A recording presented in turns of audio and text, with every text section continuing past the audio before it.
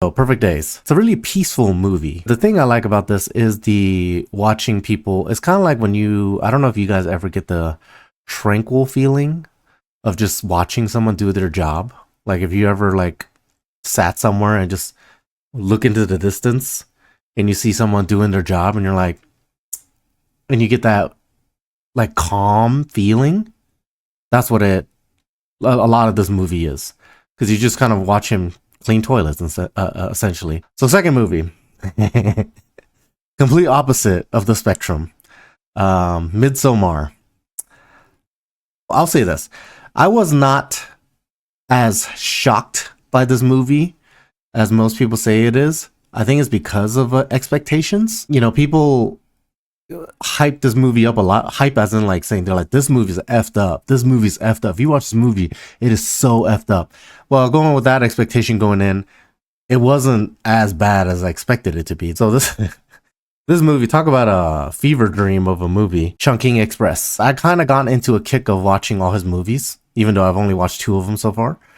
I've watched 3, but this week I watched 2. And it's actually kind of interesting that I watched this movie right after watching Chungking Express, because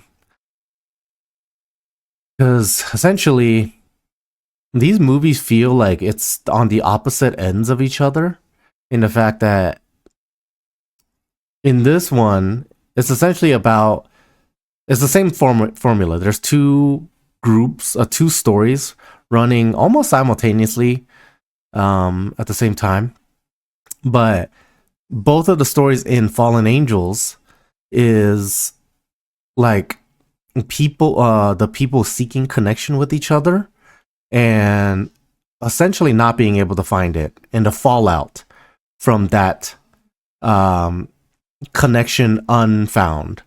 While in Chungking Express, even though it's still, none of the characters really find love, but it's more optimistic.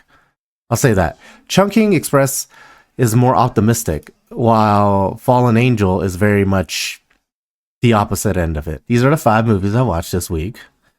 Perfect Days, Midsommar, in this order actually. Perfect Days, Midsommar, Chungking Express, House, Fallen Angels. The one I liked, which one did I like the most? I would probably give it to this one, Chungking Express. This is my recommended watch for my first week of my resolution.